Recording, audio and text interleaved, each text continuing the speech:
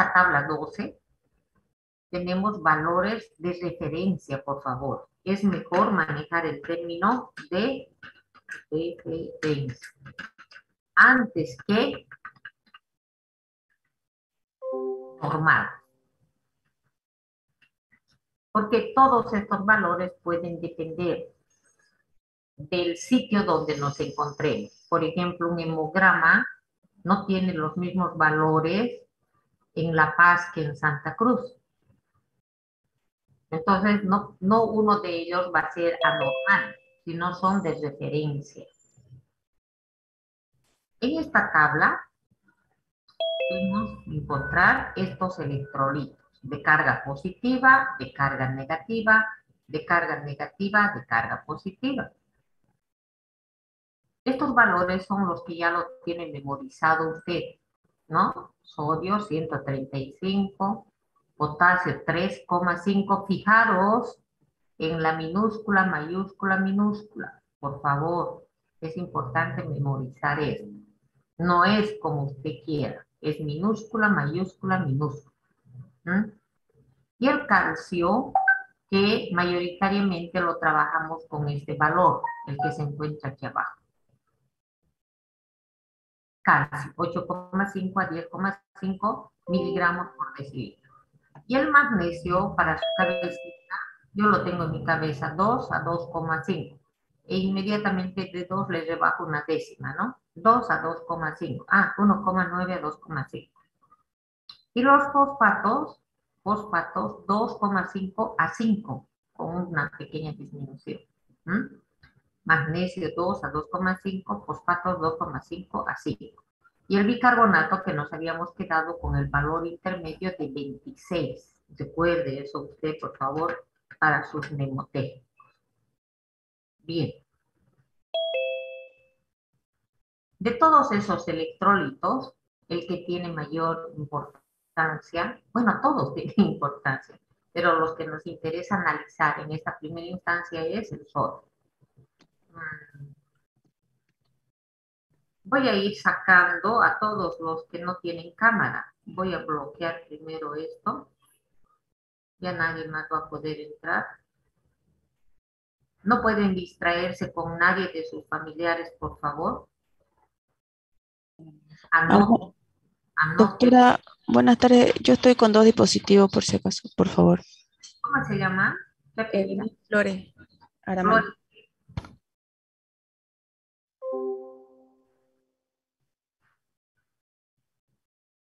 Bien.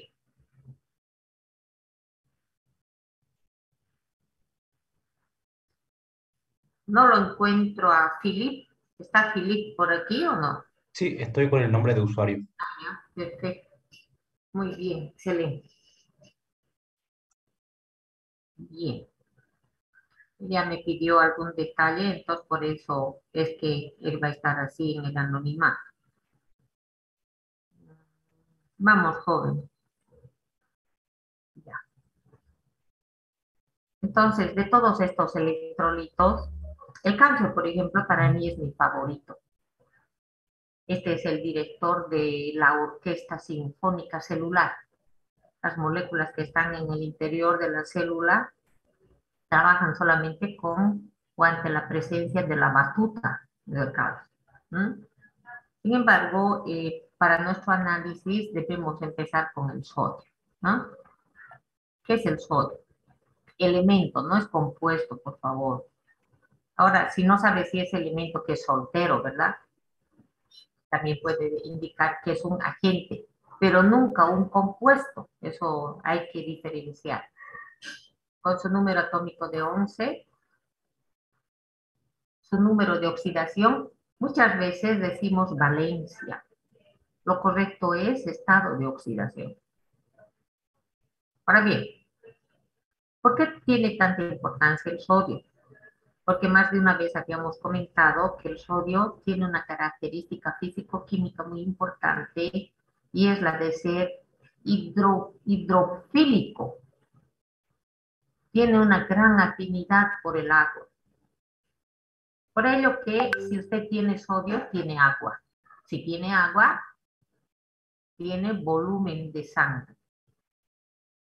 Volemia, volumen de sangre. ¿Qué tiene la sangre? Agua. Entonces, sí es cierto que tenemos que idealmente tener la concentración de 135 a 145 de sodio para asegurar tener el suficiente volumen de agua y por consiguiente de sangre. Ahora, ¿por qué es importante tener un volumen fisiológico? Porque de ello depende el factor cardíaco. No sé si tengo aquí una ecuación. No. Entonces, a ver, me voy a animar aquí. Solamente que este es mi pencito, a veces no quiere funcionar. No quiere funcionar en este momento. Eso, ahora sí.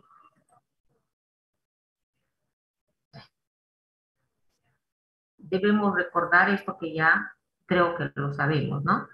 La presión arterial es igual al gasto cardíaco por la resistencia periférica vascular. Entonces, ¿qué es el gasto cardíaco? Está compuesto por la frecuencia cardíaca más el volumen sistólico. Y esta resistencia periférica vascular va a estar en función o depende de la vasoconstricción o vasodilatación, pero también va a depender de la luz de los vasos sanguíneos. Mayor colesterol, mayor resistencia. Mayor vasoconstricción, mayor resistencia. Si este factor aumenta, entonces aumenta la presión arterial. Esta es una de las grandes explicaciones por qué los mayores, que teóricamente tienen mayor cantidad de colesterol, van a tener mayor resistencia y presión arterial. Ahora bien, esta frecuencia cardíaca depende del sistema nervioso autónomo. Por supuesto, también tiene su componente del sistema nervioso somático. Pero, ¿quién regula la frecuencia cardíaca en forma automática? Es el autor. Y este volumen sanguíneo, que depende de el volumen de sangre que en cada contracción el corazón va a enviar a través de la aorta. Entonces, este volumen sistólico depende del volumen de sangre. Y el volumen de sangre depende del volumen de agua. Y el volumen de agua depende del sodio. Así se completa esto. Entonces, una persona que está con vómitos, con diarrea, disminuye el sodio, disminuye su agua, disminuye su volumen, disminuye su gasto y disminuye su presión arterial. Y entonces, ¿cómo se traduce la presión arterial? Tiene menor perfusión sanguínea a los tejidos. ¿Qué significa perfusión? Que le llega menos oxígeno y menos glucosa. Y entonces mi paciente, si tiene disminución del sodio, tiene toda esta repercusión. Y entonces, ¿cómo va a lucir? Adinámico, asténico, con dificultad motora. Evidentemente, tal vez no va a tener, hasta el color de la piel le va a fallar. No va a ser el correcto, no va a ser el normal. Bien.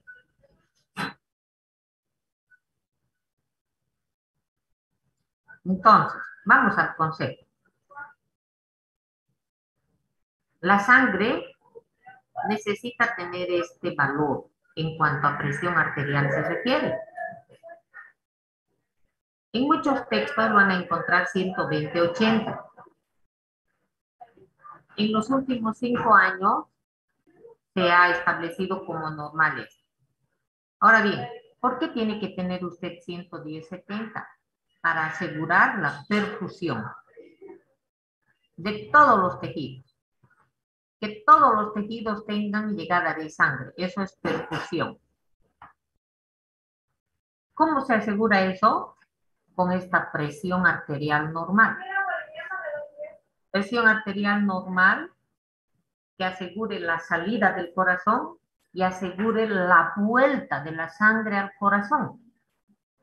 Porque no nos interesaría que salga el corazón y se quede en los pies. Cuando un paciente tiene dificultad cardíaca, no tiene buen gasto cardíaco, puede expulsar sangre, pero no asegura el retorno venoso. Y entonces mi paciente, ¿cómo va a lucir? ¿Qué signos va a presentar? El edema de las extremidades inferiores. Unos pies de elefante. Entonces ahí me voy a dar cuenta que esta presión no es la ideal. Ahora, cuando es menor la presión arterial, cuando es menor a 110/70, ¿cómo se presenta el paciente? Debilidad, mareos. Pero cuando está aumentada, también tiene cefaleas, en los dos casos, fíjense. Esto es importante que tengan en cuenta a partir de hoy. Muchas veces la gente por costumbre dice, ay, tengo dolor de cabeza, se bajó mi presión, voy a tomar una pastillita, un dulce. ¿Han escuchado esa aberración? Esa aberración. No sabía, yo también recién voy aprendiendo que la glucosa aumenta la presión. Pues que es una tontería, ¿no? Entonces hay que estar atento. Mucha gente, y también profesionales, ay, me duele la cabeza, ay, se te ha debido bajar la presión, ay, tengo una pastillita aquí en mi cartera, la colega me pasa, por Dios, no sabe fisiología, no sabe bioquímica, no sé qué es lo que no sabe, ¿ah? Entonces, por favor, lo que yo quiero que quede claro es, si una persona tiene cefalea, puede ser que se haya aumentado o que haya disminuido su presión. Evidentemente, los mayores tienden a aumentar, aunque no es raro ver en algunos chicos una hipertensión tensional. Tiempo de exámenes jóvenes y el abuso de Red Bull y otros estimulantes provoca un aumento en el gasto cardíaco, tal como hemos visto, o un aumento en la resistencia periférica vascular. Entonces, ante esos fenómenos debemos de tener miedo, porque un aumento en la presión arterial puede dar un ACV, un accidente. Ahora bien, entonces, para todos estos elementos, vuelvo a insistir, el sodio. ¿Sí? El sodio. Ahora, cuando disminuye la presión arterial, es detectada por los receptores de la presión. Varo quiere decir presión. ¿Dónde están estos? ¿Qué son estos? Son estructuras químicas, como la forma de unas antenas de televisión en el techo de una casa. ¿Dónde están? En las aurículas. Y entonces, ¿qué va a pasar? Van a provocar que se reabsorba mayor cantidad de sodio en el riñón. ¿Quién lo detecta? El corazón. Sin embargo, cuando pasa al revés, cuando el sodio está más de lo que debe, los receptores de presión alta, que ya no se encuentran en el corazón, sino en el seno carotídeo. Y en este aparato, que como ustedes saben por anatomía, se encuentra en el riñón. ¿No es cierto? Por ello es que los que tienen hipertensión arterial elevada, a la larga van a tener fallo renal. ¿Sí? Por este tema del aparato yuxtaglomerular. A no olvidarse eso, por favor. Entonces, cuando usted tenga su paciente, su mamá, su papá, que tiene hipertensión arterial, hay que hacer el seguimiento profesional correspondiente de si está tomando porque estos aumentos de presión arterial, a quien está tocando el timbre insistentemente es a este aparato yuxtaglomerular del riñón. ¿Se entiende, verdad? Unas manitos por ahí. Bien. ¿Qué es natremia? Emia, sangre, concentración en sangre de el natrium. ¿Qué es natrium? Sodio. De ahí viene Na, del latín natrio. Bien, ¿por qué está regulado la concentración del sodio? Por el ingreso y por la salida. ¿No ve? Entran 2, tienen que salir 2. Se ingiere 10, tiene que salir 10. Y así todo sigue en equilibrio. No perdemos sodio a capricho. Perdemos sodio, por eso la orina es salada, por eso el sudor es salado, por eso la saliva es salada cuando besa usted a su novio, con el riesgo de contraer un virus de Epstein-Barr, ¿no? Nadie va a querer besar ahora, ¿no? Entonces, mire, una pérdida exagerada de sodio no se da, a no ser que hayan problemas en el riñón o fuera del riñón. Ahí sí se va a perder mucho sodio. Aparte del riñón, ¿dónde? Diarrea, ¿no? Tracto gastrointestinal, vómito o sudoración exagerada. Ahora podría darse también otra situación que la persona está consumiendo no poca sal, sino pocos alimentos que contienen sal. Esto es importante. No vaya a ser que a partir de ahora usted le dice a su paciente, tiene que comer sal. No. Teóricamente los alimentos naturales tienen suficiente cantidad de sodio. Esto del salero es un invento. ¿Para qué? Para asegurarse pacientes hipertensos, yo pueda seguir teniendo pacientes. ¿Ah? Bien. Ahora, ¿dónde podría estarse perdiendo más sodio? En el riñón y fuera del riñón. Vamos a ver en el riñón. Nefropatía primaria. ¿Por qué? Porque la glándula suprarrenal no está funcionando como debe ser y eso tendría su implicación en el riñón.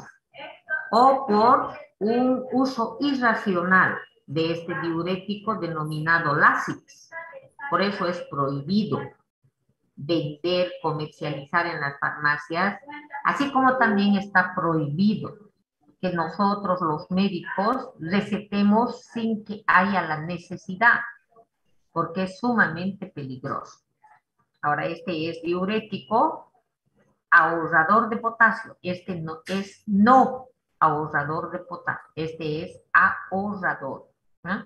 Pero igual, los dos, al aumentar la diuresis, podrían aumentar la natriuria, la pérdida de sodio. Bien. La concentración de sodio también puede experimentar un aumento o disminución en función a cuánto ingresa y cuánto sale. De todas maneras, un riñón normal como el de ustedes hace de que sea el menos responsable de este desequilibrio. Más bien, el problema es una excreción renal defectuosa. ¿Sí? Vamos a ver. ¿Qué es esto? Tasa de filtración glomerular. Este es el parámetro que le va a interesar a usted, que le indiquen cuánto es la tasa de filtración glomerular de su paciente. Este es uno de los pocos parámetros que te permite en forma objetiva averiguar si el riñón es normal, quiero decir, si tiene una fisiología normal o tiene una insuficiencia. Nos vamos un poco más abajo. Puede haber un exceso de sodio secundario a esta insuficiencia o como también a la insuficiencia cardíaca. Por eso que hace rato les indicaba que una insuficiencia cardíaca puede tener su signo a nivel de los edemas en las extremidades inferiores. Entonces, por fallos en el riñón o por fallos en la bomba con los edemas. Seguramente este sistema ya lo han analizado desde el punto de vista fisiológico, ¿no? Ahora tratemos un poco de ver desde el punto de vista bioquímico. Este sistema, que es denominado también eje, se va a dar cuando se detecte una disminución en el volumen de sangre o en la tasa de filtración, es decir, en el trabajo del riñón o en el aporte de esto. Entonces, esa disminución de la presión arterial va a provocar que se libere este compuesto químico orgánico endógeno denominado renina. ¿Por quién? Por el aparato del riñón. La renina va a trabajar sobre su sustrato, que es el angiotensinógeno. ¿Cuál es el sustrato? El angio. ¿De quién? ¿De qué? De la renina. Entonces, esta va a fragmentar a este compuesto químico orgánico endógeno en la angiotensina 1, que no da origen a la angiotensina. Ahora sí, este compuesto va a ser sustrato de la ECA,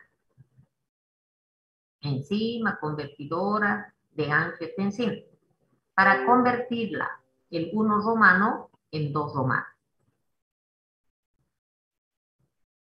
Esta molécula que tuvo su origen en esta, ahora es activa y va a obligar al riñón a que reabsorba mayor cantidad de sodio. Al haber más sodio, se quedará más agua y con ello aumentará la volemia.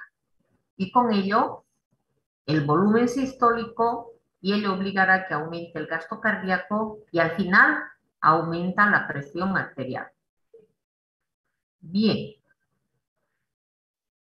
La angiotensina 2, es decir, la molécula activa, no solamente provoca o no solamente da órdenes al riñón para que se reabsorba más, sino que trabaja también a nivel de la corteza suprarrenal para que libere mayor cantidad de aldosterona.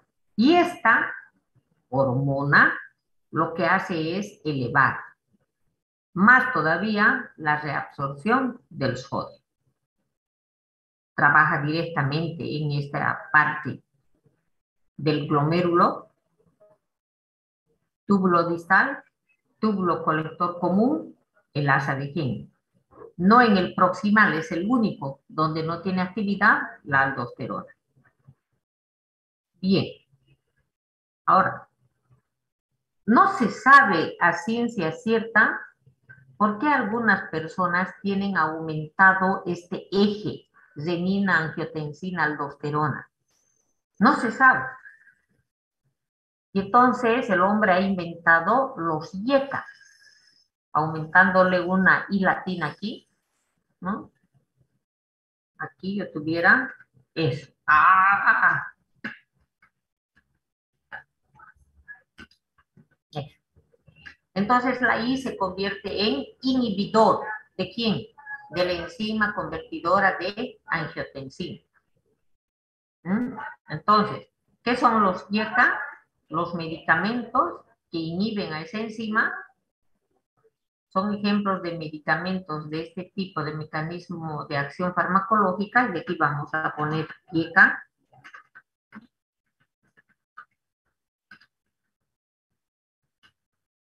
Los que terminan en trilo. Y estas son preguntas de residencia. De los siguientes medicamentos, los que son IECA son los que siguen.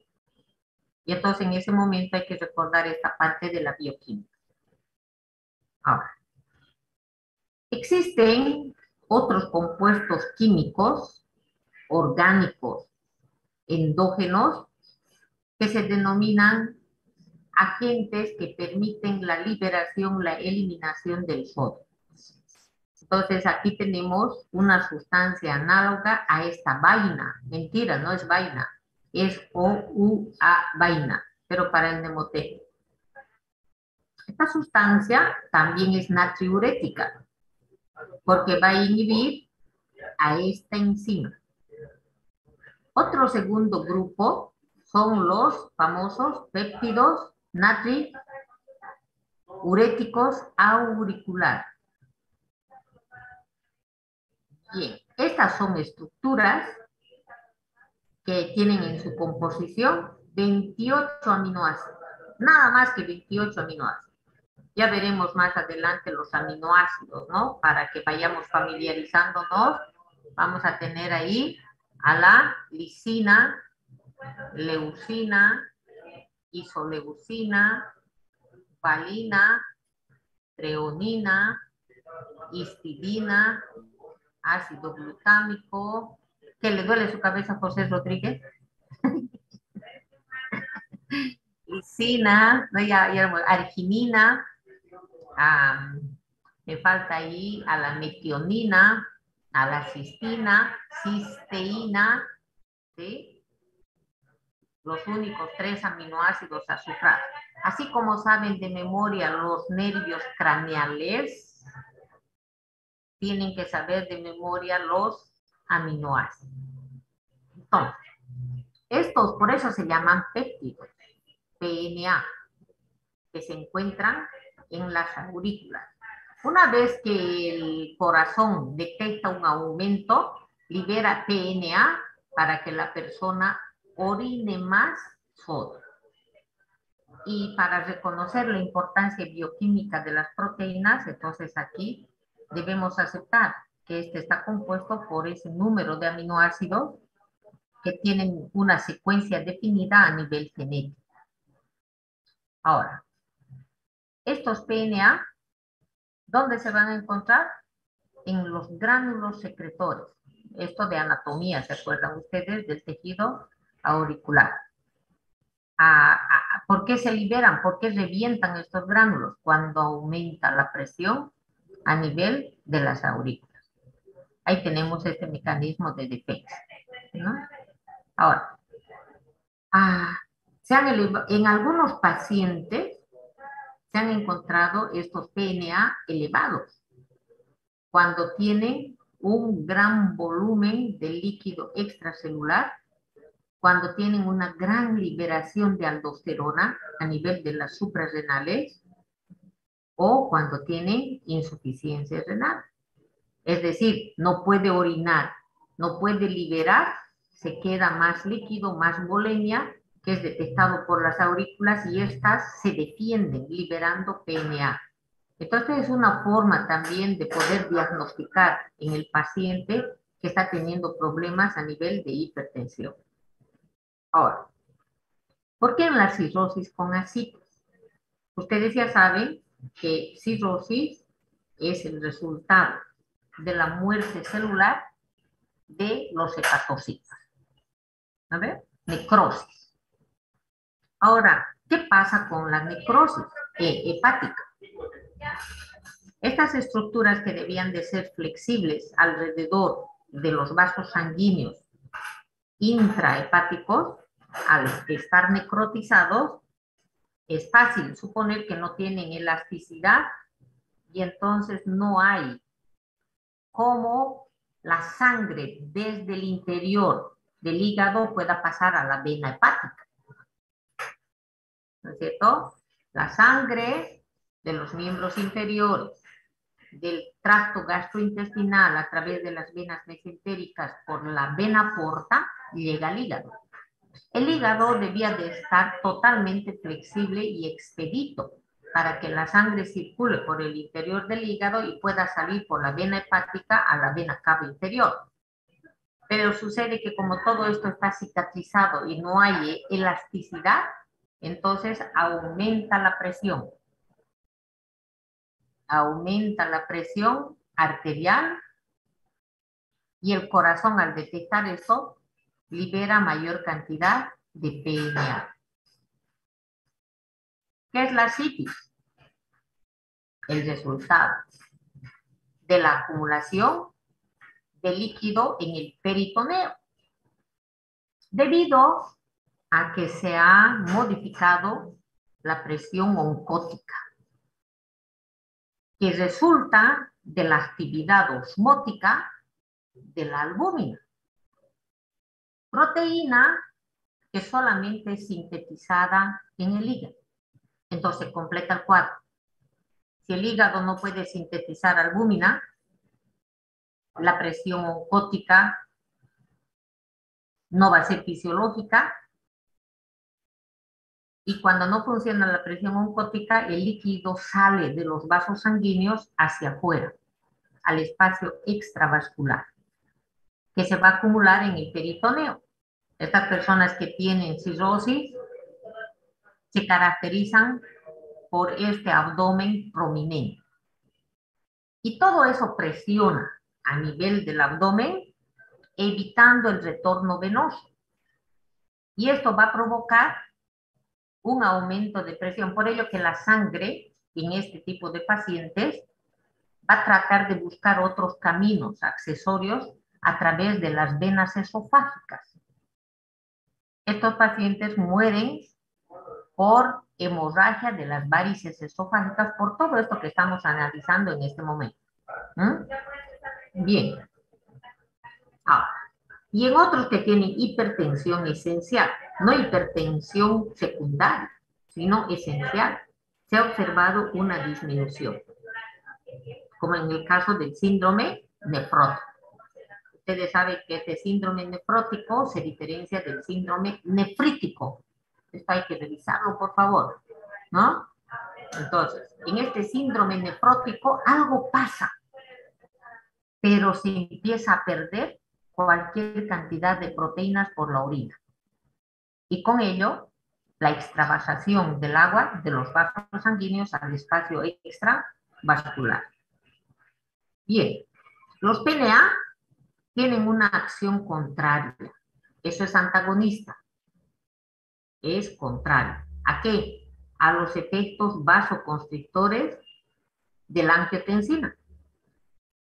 E inhiben la acción de la aldosterona. Obvio, los PNA hacen lo contrario a estos, que aumentan. Este disminuye la presión y los otros dos aumentan. Entonces se tienen experimentos interesantes, ¿no? Cuando una persona tiene PNA normal y se produce esta natriuresis.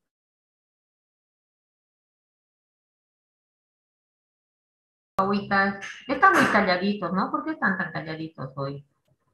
¿Qué les han hecho? Es que hay temporada de exámenes, doctora. No se vayan a olvidar, el próximo sábado tenemos la feria, ¿no? El próximo sábado, queridos, no se olviden, tenemos que ir a la plaza principal y destacarnos como siempre lo hemos hecho. Bien, no sé dónde están los coordinadores. Creo que, Doctora. ¿dónde? Muy bien, muy bien. Sí, doctora. Excelente. Ya. Entonces, por favor, coordinen con Alejandra Peña. Yo creo que ustedes como carrera de medicina se van a dedicar a la parte del diagnóstico clínico del VIH. Ese va a ser su tema, ¿sí?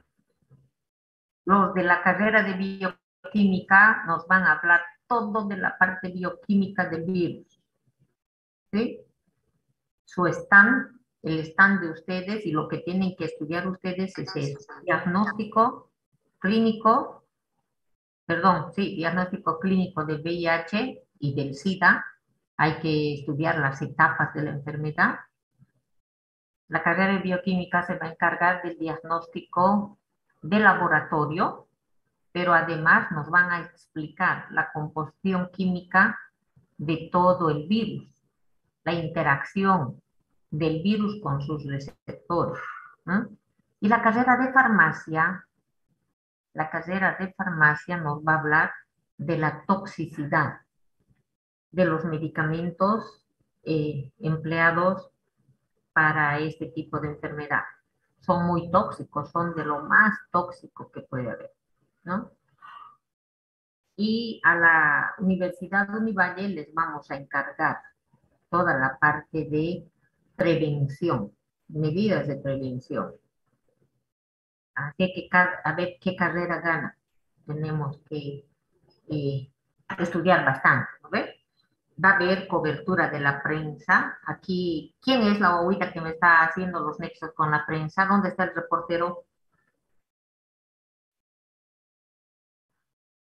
¿Dónde está el reportero? No vino a clase, ya está. Buenas tardes, doctora. Yo la estoy ayudando con la prensa. Ustedes, ¿no? El que trabajó, ¿no ve? Como reportero. Así es, doctora. Excelente, Camacho. Entonces no sabe que, o sea, quiero que sepa que mucho del peso de este evento está en sus espaldas, querido. ¿Ya? Voy a coordinar con usted mañana. Hoy tengo mucha tarea todavía. Mañana vamos a coordinar para que nos hagan la cobertura. Lo que quiere decir, queridos jóvenes, que todos ustedes tienen que tener la autoridad científica para poderse expresar en relación al subtítulo que les va a tocar. ¿De acuerdo? Cuidado que ahí se me estén escapando de las cámaras. No, no, no. Ya son ustedes, están en la vía de profesionalizar. Y hay que hacer de cuenta que estamos frente al paciente o a los familiares de los pacientes. De eso se trata las ferias, para que cada vez vayan cobrando más experiencia científica ustedes y de comunicación. Porque ahí vienen los fallos con la ley.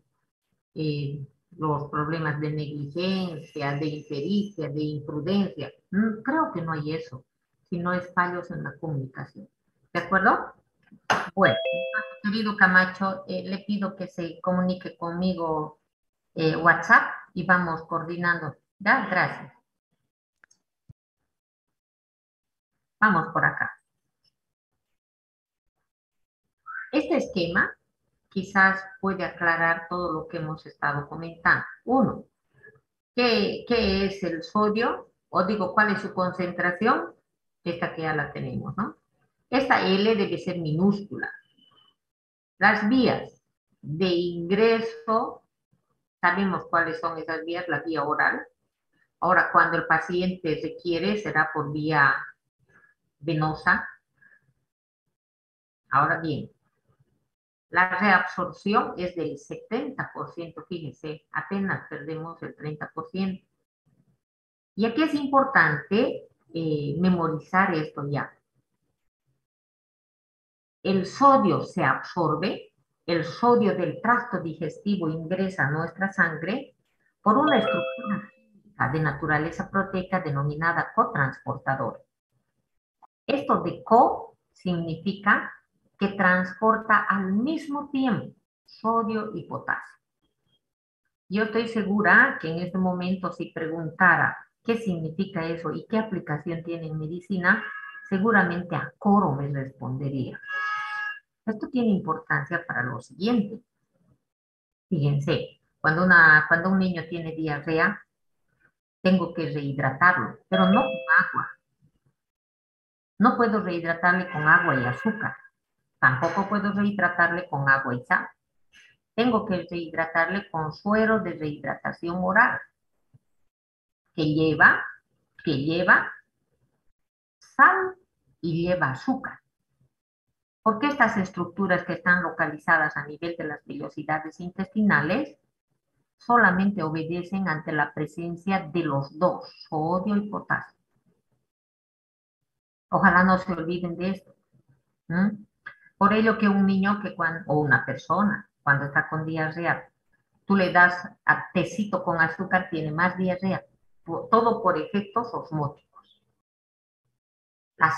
el agua del tracto digestivo y del epitelio intestinal y de la mucosa intestinal, al ver que hay una sustancia más concentrada en la luz del intestino, el agua por ósmosis sale del interior y produce más diarrea por efecto osmótico. Por eso necesitamos preparar un suero de rehidratación oral que tenga el mismo tono, la misma osmolaridad. Muy bien. El sodio tiene entonces cotransportadores de sodio y azúcar. Tiene cotransportadores de sodio y potasio. Y tiene cloruro y sodio. Entonces, para poder tapar, obstruir ese tipo de cotransportadores, o para poderlos mejor activar, se utilizan los diuréticos tiacidas. ¿Cuáles son las tiacidas? Hidroclorotiacida, clorotiacida. Esta es la base bioquímica de lo que va a avanzar al año en farmacología, para que no esté perdido. Pero también el sodio tiene canales exclusivos. No entra nadie más por ese túnel a través de la membrana celular que solamente el sodio. Estos son compartidos, túneles compartidos. Y aquí trabaja este diurético que se denomina amilorida. Aquí hay que ir memorizando eso, ¿no? Bien. La reabsorción del sodio, que no perdamos todo el sodio, depende, como ya hemos visto, de la angiotensina 2, aldosterona, y el péptido o el factor.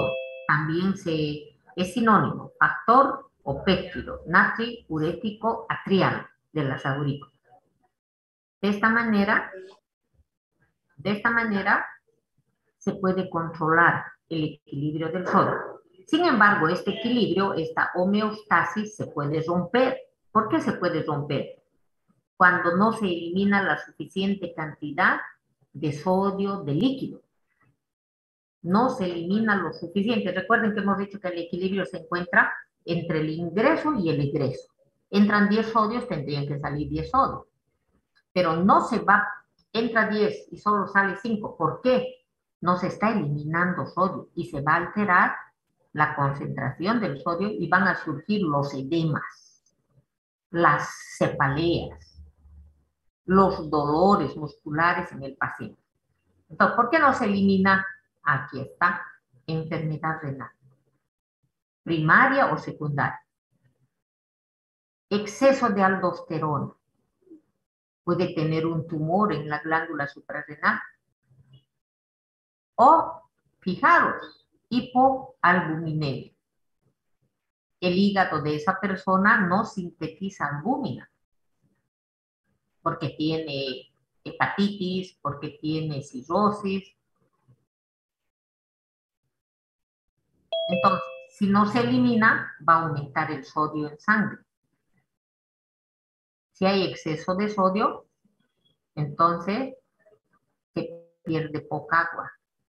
Por eso que no hay un salero seco. Todos los saleros son mojados, porque el sodio tiene una gran afinidad por el agua. Ahora, ¿cuándo se elimina más de lo necesario?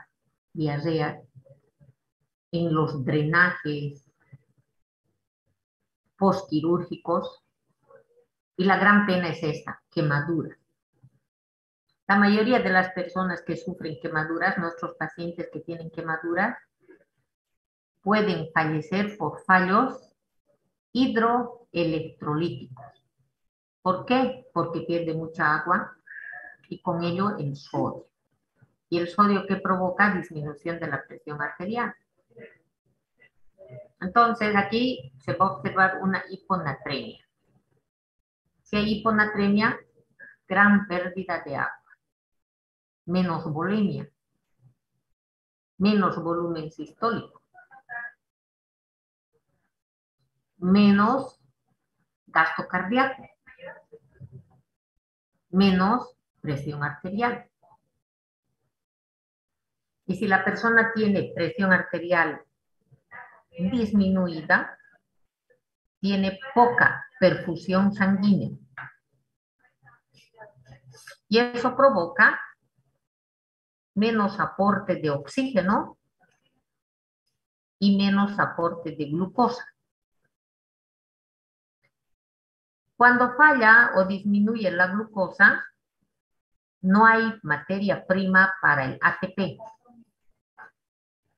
Y el oxígeno es fundamental para que se metabolice la glucosa.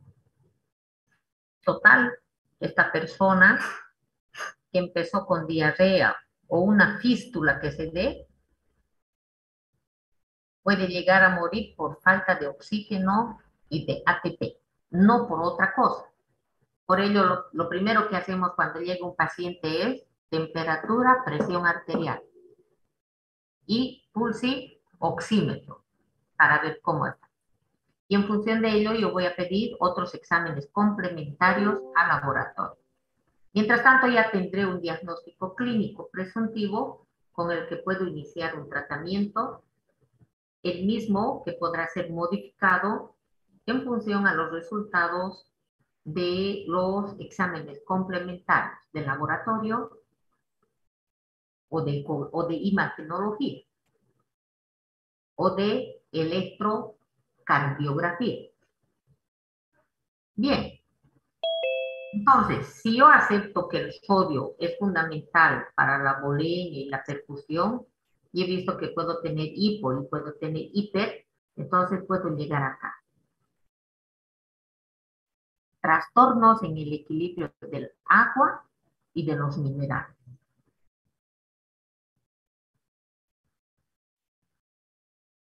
Ya no es, miren, la pregunta del examen es, ¿no? ¿Cuáles son los trastornos hídricos del cuerpo? La respuesta es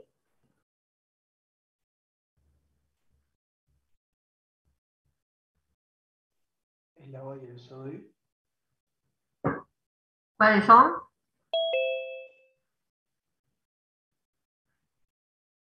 Y la deshidratación y la hiperhidratación. Ya tienen una pregunta al examen. Pero eso es solamente desde el punto de vista del agua. Trastornos hídricos que se pueden dar en un paciente. Para ello es que le decimos al paciente, abra la boca para ver los labios, si están hidratados, deshidratados. Abra la boca para ver la lengua, si está hidratada, no está hidratada. También le examinamos la piel para ver el turgor de la piel. Ahí ya sabemos si está hidratada, deshidratada. Eso van a aprender al año en semiología.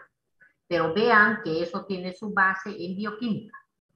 En este capítulo vemos desequilibrios del agua y los minerales. Entonces,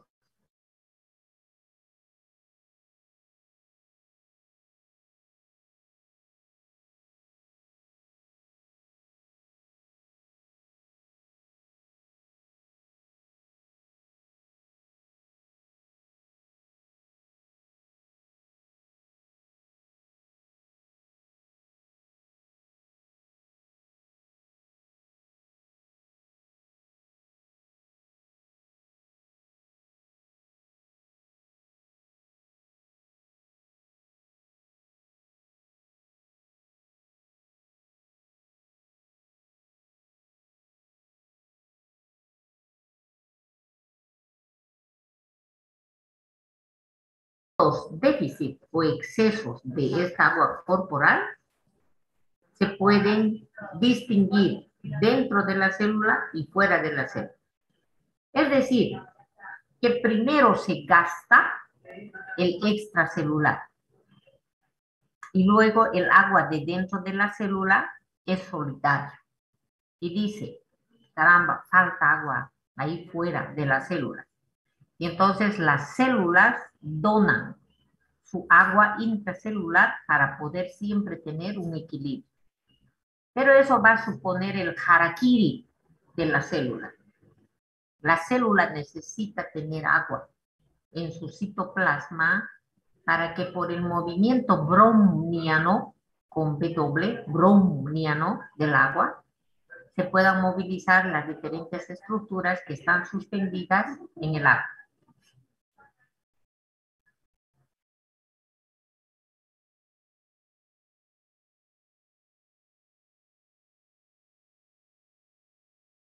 Doctora, su micrófono está apagado.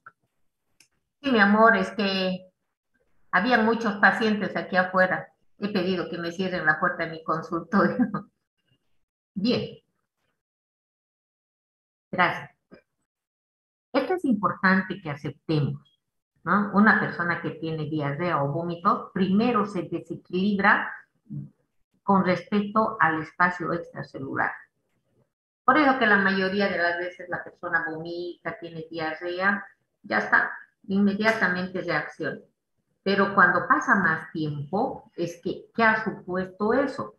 Que las células responden y dicen, nosotros vamos a socorrer, vamos a donar nuestra agua para que todo se equilibre. Pero vuelvo a insistir, eso supone que la célula empiece a trabajar más. A más tiempo de trastornos por vómitos, diarreas, sudoración, las células son las que van a empezar a, como ustedes han visto en la parte práctica, van a empezar a experimentar la plasmólisis. Todas las estructuras de dentro de la célula empiezan a desnaturalizarse. Entonces, aquí tenemos lo que les pregunté, hiperhidratación y deshidratación. Hiperhidratación casi siempre va a ir relacionado con exceso de sodio, ¿no? Equilibrio del sodio. Por ello que cuando tenemos un paciente descompensado, lo primero que debemos de pedir es ionograma o electrolito. A veces se le dice, pida ionograma a los internos. ¿Qué es eso? Yo solo sé pedir sodio, potasio. Eso es eso, electrolito. Ionograma.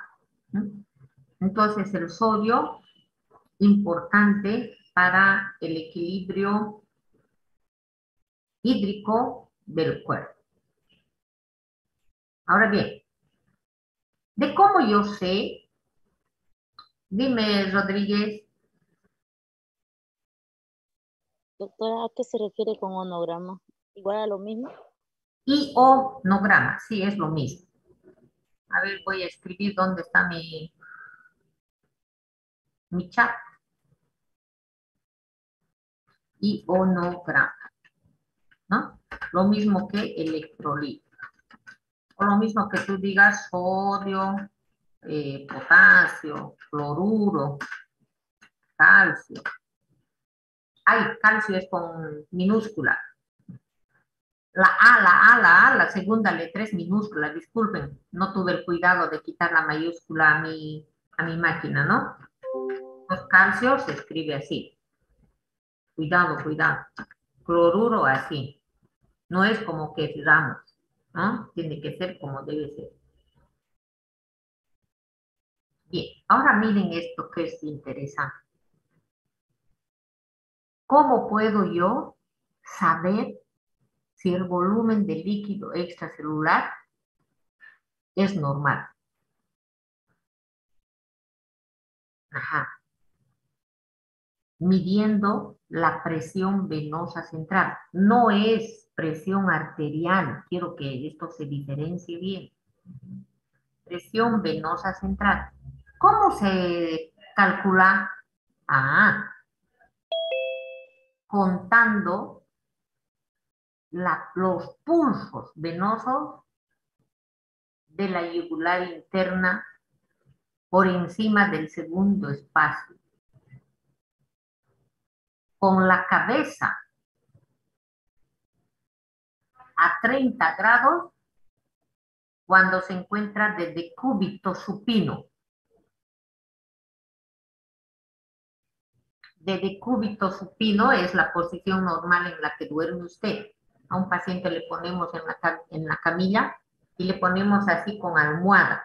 Muchas camillas tienen su parte de la almohada con una graduación. Esa es para 30 grados. Y entonces ahí pone usted desde aquí arriba, ¿no? De la clavícula, enseguida tóquese y cuéntese. Entonces su primer espacio, su segundo espacio intercostal, y ahí tiene que escuchar las pulsaciones. Esta noche esa es su tarea. Echarle a su mamá, a su papá, a su hermano y a contar los pulsos venosos, ¿sí? Y a eso le va a sumar, al número que cuente, le va a sumar 5 milímetros de mercurio a la pulsación. Ahora, también puede funcionándose un catéter en la aurícula derecha.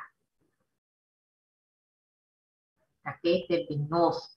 Claro, ¿por qué en la aurícula? Esto ya es para hospital, ¿no ven? No van a practicar esto en su casa, por favor, cuidado. ¿No, Diego? Esto ya es para el hospital. Entonces, ¿cómo se va a hacer eso? Vena cava superior, un catéter en la parte derecha del corazón, y este es el valor normal. 1 a 8 centímetros de agua, o 1 a 6 milímetros de mercurio. Fíjense cómo varía esto, ¿no? Uno es de agua. Bien. En muchos libros van a encontrar que la presión venosa central a nivel del corazón es 0, con fines prácticos. Claro, como que la sangre ya después de haber dado una vuelta, ¿no ve? Por la vena cava inferior, la vena cava superior, la sangre llegaría apenas al corazón, a la aurícula. Y entonces su presión venosa será de 0. Pero fíjense que hay otros autores que insisten con 1 a 8 centímetros o 1 a 6 milímetros, pero de mercurio. Entonces, de esta manera, miren, se puede saber de manera fiable el estado de la cantidad de sangre que hay dentro de los vasos. A no ser que haya taponamiento pericárdico, que falle esta válvula tricúspide, o insuficiencia izquierda, insuficiencia del ventrículo, o solo del ventrículo es aquí, ¿no? O aquí, insuficiencia derecha pura. Si hay problemas, si hay estas patologías, la presión venosa, capilar, pulmonar o de enclavamiento va a ser modificada. Entonces, la presión pulmonar de enclavamiento, 6 a 13, fíjense, centímetros. Aquí que era, la presión venosa es de 1 a 8, pero la pulmonar de 6 a 13 centímetros. Es un poco más amplio que aquí. Y entonces tal vez ahora se está preguntando usted, ¿qué locura? ¿De cómo hemos llegado a esto? Es que claro, cuando se modifica el sodio, se modifica el agua. Y con esto se modifica la volemia, el volumen de sangre. Pero es que a mí no me interesa, te tiene que interesar. Porque si tiene más sangre de lo que debe tener tu paciente porque come mucha sal, porque tiene problema con la bioquímica del sal, ¿qué va a pasar? Su presión venosa central, que debía ser 0, allá, que debía ser normal hasta 8, entonces va a ser de 15, de 20. ¿Y qué problema? No, es que eso tiene repercusión en el pulmón. Usted sabe por anatomía que el pulmón es una estructura bastante lábil. Es una esponja. ¿Qué le pasa a una esponja si usted le dispara con mayor presión una manguera? Se va a destrozar la esponja. Para eso quiero, por favor, quiero que lo liguen de esa manera. No solamente es que coma más sal, que tenga sed, no señor. No solamente es que se le dispare la presión, se le baje la presión, es que tiene esto implicancias a nivel de la PVC, a nivel de la PVP, presión capilar pulmonar, o de encravamiento. Y entonces una persona tiene mucho sodio, tiene mucha agua, mucha bolemia, aumenta su presión, aumenta la presión capilar pulmonar y la persona tiene dificultad respiratoria. Por ello, Roberto Galvis, cuando tú tienes un paciente y está siendo sometido a una sueroterapia, con o sin razón, suero a la vena. ¿Qué es el suero? Agua. ¿Qué aumenta el suero? Bolemia. Y si esa persona tiene dificultad a nivel renal para eliminar, para buscar el equilibrio del agua, la bolemia del paciente, que es más o menos 5 litros, de pronto pues va a ser 5,5, va a ser 6. Y su paciente que está en el hospital, ¿qué va a tener en la camilla? ¿Qué es eso? Aumento de la presión capilar pulmonar.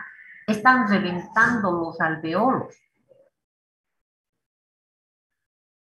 Por ello es importante, antes de firmar un suero, tengo que saber todos estos parámetros para saber si voy a recetar o no un suero. Si voy a recetar suero con sodio o con potasio.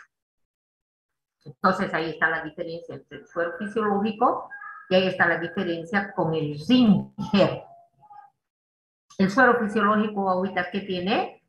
Sodio. Los dos tienen agua. Pero el fisiológico tiene sodio. Y el Ringer tiene potasio. Entonces, cuando yo pienso que hay problemas de presión, cuando yo tengo miedo, yo debo de recetar Ringer. Cuando estoy seguro que el malestar de mi paciente se debe a un déficit de sodio, voy a recetar suero fisiológico. Pero todo eso tiene que estar respaldado por informes de laboratorio. Pero ahora, claro, el laboratorio se va a demorar.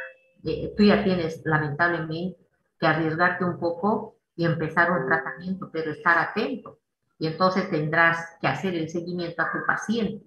Y si escuchas que está ahí con dificultad respiratoria, que se traduce por ese estornudo, tienes inmediatamente que agarrar tu estetoscopio y buscar estertores en los campos pulmonares. Y entonces ahí tú dirás, pare. Por ello que yo receto guagua, suero, 20 gotas por minuto. No más. Mientras controlo. Yo receto, espero que coloquen y dentro de un rato voy y estoy atenta a mis pacientes. Y aquí a las guaguas que trabajan conmigo lo mismo. Escuchen, por esto. Ahora alguien dice, ¿por qué? Aquí está la respuesta. ¿No? Bien, en un adulto ideal de 70, tiene que acumularse un aumento de unos 3 litros antes de que haya edema. ¡Qué grave! O sea, de 5 litros a 8 tiene que llegar para que haya edema que se pueda ver. Para que se pueda ver en la exploración. Entonces, cuando usted ve a un señor, a un paciente que tiene sus patotas, o cuando le haga la prueba buscando fobias, buscando el signo de Godet, que eso va a aprender al año en semiología, entonces ya tiene que sospechar, oye, tiene edema, tiene más de 2 litros, 3 litros, como está aquí indicado. Ahora, no nos olvidemos que pueden haber causas locales de edema. Puede que uno de mis pacientes, solo una pata, quiero decir, solo un pie, ¿no? Tiene edema. A eso se refiere causas locales. Entonces, cuando es una sola, ya sé que no es sistémico, no es problema cardíaco, no es problema de riñón, sino que puede ser una obstrucción de alguna vena, una varice. Soltó su émbolo y está obstruyendo. O vasos linfáticos. En parasitología ustedes están viendo esto, ¿no ve? Las linfadenopatías. ¿Han debido ver o todavía no sé? La elefantiasis. ¿Han avanzado todavía? Entonces el paciente va a tener un solo pie como de elefante. ¿Por qué? como estoy hablando de parásitos, los parásitos van a obstruir un vaso linfático. Entonces, cuidado. Cuando mi paciente presente edema, debo sospechar que hay 3 litros de más. Pero si la causa es solo en un pie local, puede ser obstrucción venosa, obstrucción de vasos linfáticos. Bien. Contracción, lo contrario. El volumen es mucho menor. ¿Por qué? Porque hay una disminución de sodio.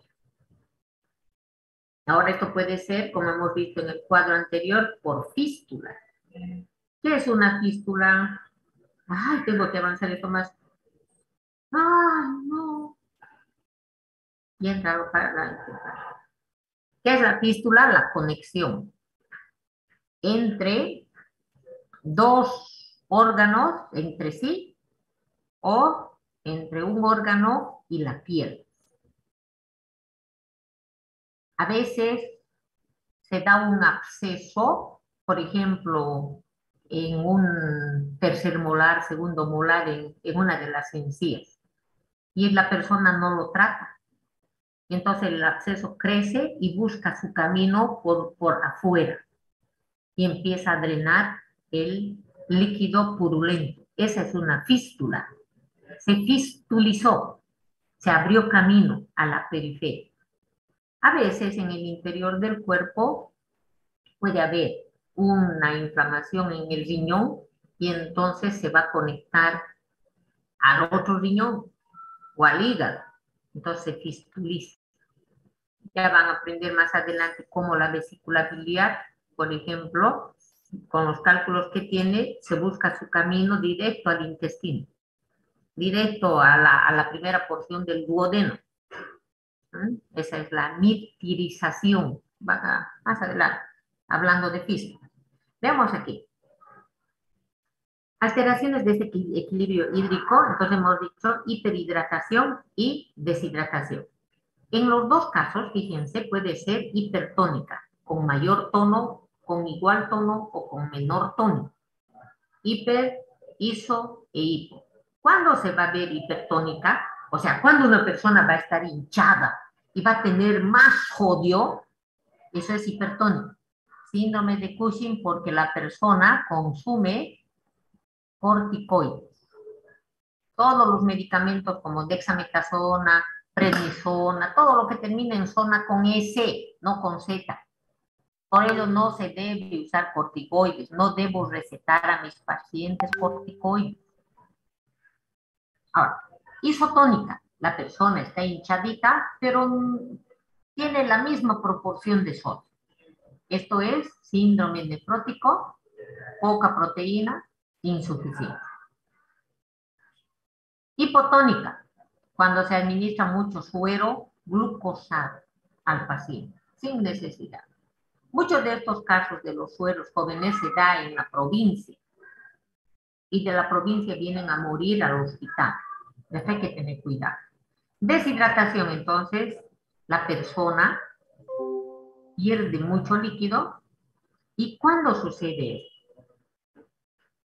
Los churrasqueros, la extrema sudoración, hiperventilación. Esto es interesante. Cuando una persona se enferma de cualquier etiopatogenia, 1 o 2 días se queja con su familia. ¿Cómo? Con hiperventilación. Y entonces la persona, ¡ay, me duele! ¡Ay, me duele! ¿Qué está haciendo? Está perdiendo la poca agua que tiene, la poca energía que tiene, está hiperventilando. Por ello, yo a mis pacientes les digo, señora, perfecto, yo sé que le duele, pero cierre su boca. Se le están saliendo sus gases, le digo. A ver, ustedes van a hacer la prueba, hiperventílense ahorita, a ver qué van a sentir en su cabeza y en su tórax. Hagan unas 3 veces. Con fuerza. A ver, ¿cómo se hace?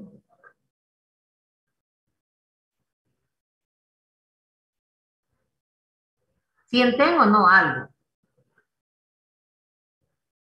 Claro, primero sienten algo extraño en el tórax en este momento. sienten vacíos sus senos y tienen alguna molestia en la cabeza. Ahora, si no tienen nada de eso, jóvenes, no son humanos. Punto. Vamos. Entonces, por favor, les ruego esto que nunca se olvide, ¿sí? Hiperventilando. Es interesante cómo la gente se queja. Ya está. Ahora, isotónica pierde igual cantidad de sodio, igual cantidad de agua, quemaduras hemorrágicas. Hipotónica tiene poca agua, pero con poco sodio por insuficiencia renal. Ahora, a esto se le conoce, como ustedes ya saben, isotónico cuando se pierde igual cantidad de agua y de sodio, quiero decir en la proporción. Hipotónico te queda con menos sodio, con mucho sodio. Bueno, esto lo vamos a dejar porque es muy importante, ¿no? Lo anterior que era trastorno del equilibrio hídrico, pero ahora ya es el equilibrio ácido-base. Vamos a ver cómo la pérdida del agua va a tener repercusión en el pH. Y entonces aquí vamos a tener la famosa acidosis metabólica. Buenas tardes, don Leo. Acidosis metabólica, donde disminuye el pH, disminuye el componente metabólico, que es el bicarbonato, y disminuye el componente respiratorio, que es el dióxido de carbono. Ya lo habíamos visto en algún momento. Acuérdense la tablita, hace 2 clases, ¿no? Entonces, acidosis. La otra acidosis es respiratoria. Entonces, en esta acidosis disminuye el pH, pero aumenta dióxido de carbono y bicarbonato. Yo solamente en mi mente recuerdo esto, jóvenes, nada más. Acidosis metabólica, todo disminuido, los 3 disminuidos. En